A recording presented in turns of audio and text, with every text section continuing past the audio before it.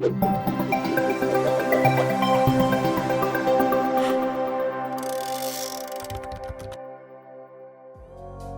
Sobat Keypower, bertemu lagi dengan saya Robi di channel video yang mereview produk dan juga berbagi tips seputar dunia teknik.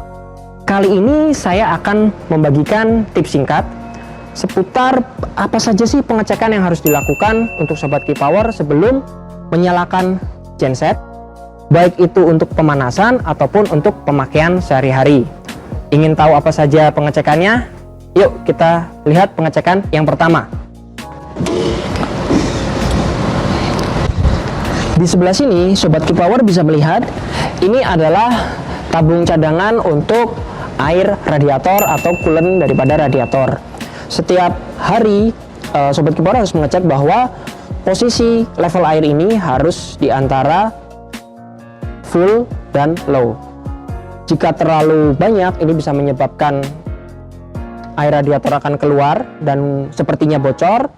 Padahal itu bukan ya, itu karena kelebihan saja. Tapi kalau terlalu rendah itu berbahaya karena apa? Mungkin sirkulasi dan suhu radiator itu tidak akan mampu untuk mendinginkan mesin. Jadi ada cenderung terjadi overheat. Kemudian yang kedua di sini ada filter oli. Ini juga dipastikan bahwa terpasang dengan kencang dan juga tidak ada kebocoran di sekitarnya. Kemudian yang ketiga ini ada kabel aki. Di sini Sobat Keypower harus mengecek bahwa kabel aki masih terkoneksi dengan cukup kencang. Karena jika koneksi di kabel aki ini kendor, akan menimbulkan percikan-percikan api yang kemungkinan bisa berbahaya bagi genset Anda.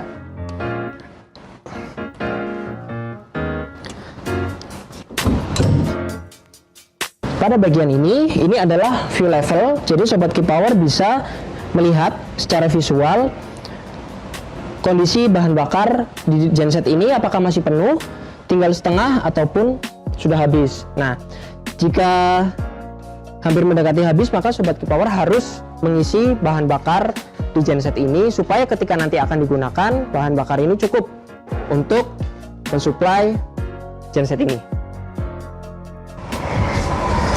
Kemudian di sisi ini kita bisa mengecek parameter-parameter awal sebelum pemakaian genset. Di tampilan awal ini akan menunjukkan kondisi baterai yaitu 12,7 volt. Kita bisa menggunakan tombol ini untuk melihat parameter berikutnya. Ini adalah kondisi listrik PLN. Jika ini terkonek listrik PLN maka akan menunjukkan voltase daripada listrik PLN. Ini adalah genset, ketika nanti nyala voltasenya akan tertampil di sini. Di sini adalah ampere jika genset mengeluarkan beban atau dayanya terhadap jaringan. Di sini akan menampilkan speednya karena ini genset belum nyala, jadi speednya kosong dan temperaturnya menunjukkan 35 derajat Celcius. Ini bisa juga sebagai indikator ambient temperatur atau temperatur ruangan. Kemudian oil pressure-nya kosong. Dan di sini menampilkan informasi bahwa genset sudah melakukan start sebanyak 5 kali dan sudah nyala kurang lebih 55 menit dan tidak ada alarm atau kendala-kendala yang akan menghambat genset nyala. Setelah semua parameter dipastikan baik, pastikan juga bahwa tombol emergency tidak pada posisi tertekan.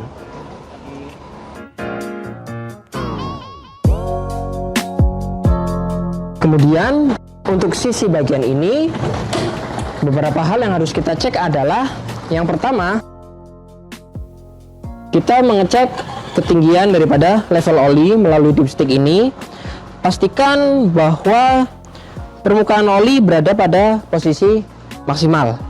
Jangan lebih dan jangan terlalu kurang. Jika kurang, maka segeralah isi kembali dengan oli mesin sesuai spesifikasinya, yaitu SAE 40. Kemudian pada bagian ini yang harus kita cek adalah koneksi-koneksi pipa pada bahan bakar. Kita bisa cek, kita sedikit pompa dengan memberikan tekanan apakah terjadi kebocoran pada sistem atau tidak. Jika semuanya aman, di sini filter juga tidak ada kebocoran, di bagian bawah juga tidak ada kebocoran, maka genset siap untuk digunakan.